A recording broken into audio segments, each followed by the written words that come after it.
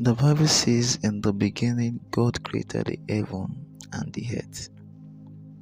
So, for we have to first create, for anything we create to be relevant on earth, there must be the heavenly dimension.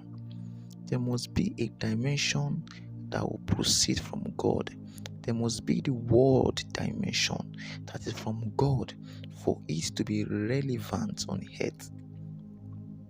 So when God created man, he had to create a spirit. He had to create the spirit of man that is of the heavenly dimension. So, and the Bible says he breathed the breath of life into. That is the heavenly dimension. It is the heavenly dimension that gives life to what is in the earth. So whatever a man does that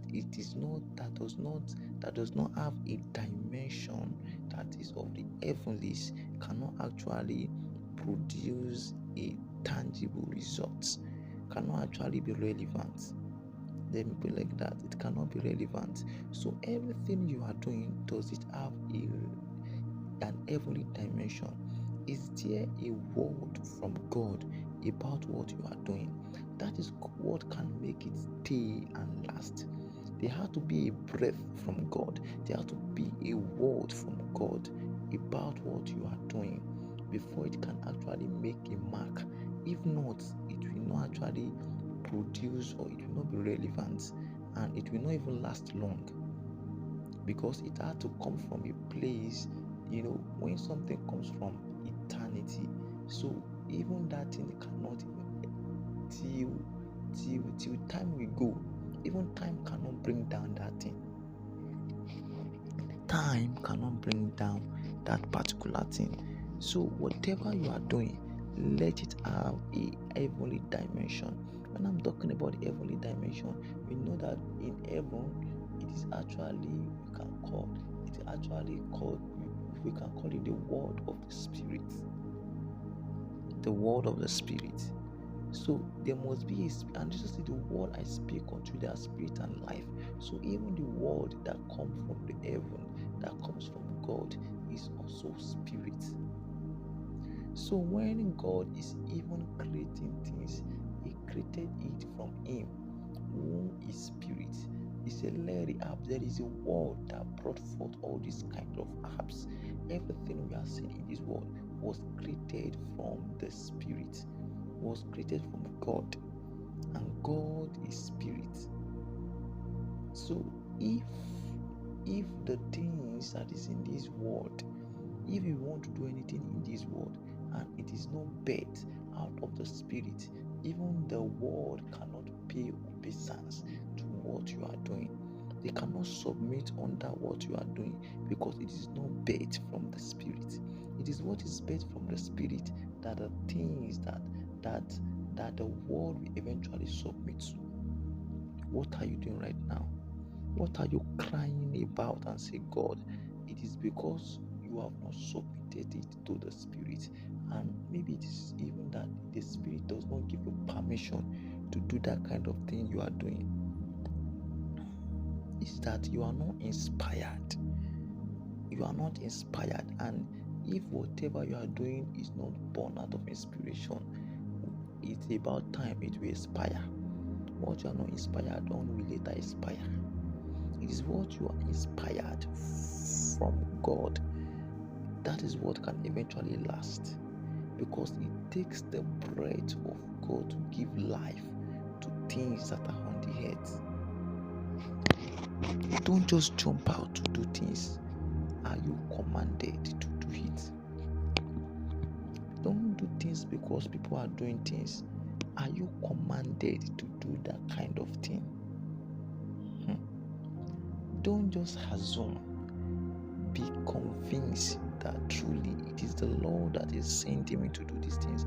Whatever the Lord has not sent you to do, he will never back you.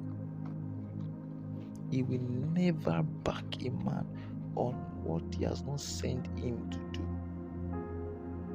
Please make sure that whatever you want to do, you are convicted, and you make sure sure that you get the backing of God, because this time men do not just respect what you are doing.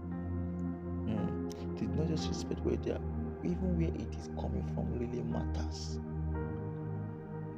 It really matters. Even sometimes it is not even how nice.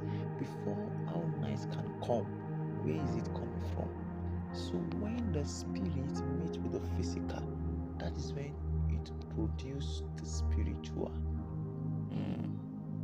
It is when the supernatural meets. It is when the super meets with the natural that there is something called supernatural.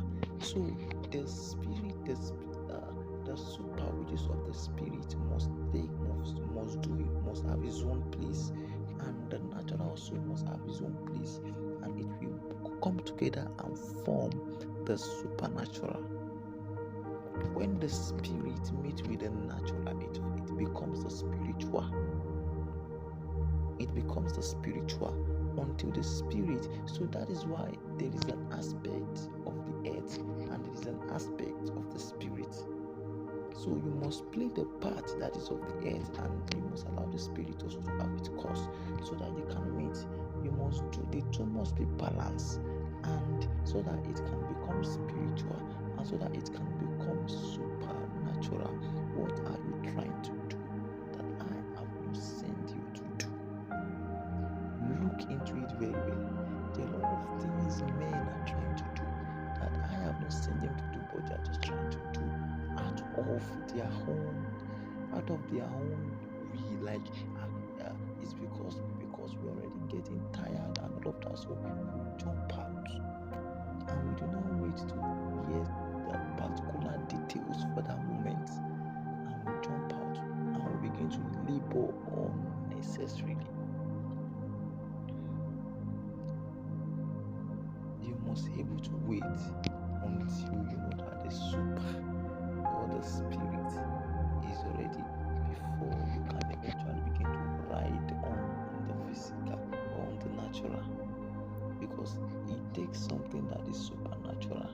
It takes something to be supernatural to be respected. Even more giving honor. Yeah, because whatever is supernatural will be powerful. Whatever is supernatural will attract people and say, because it is not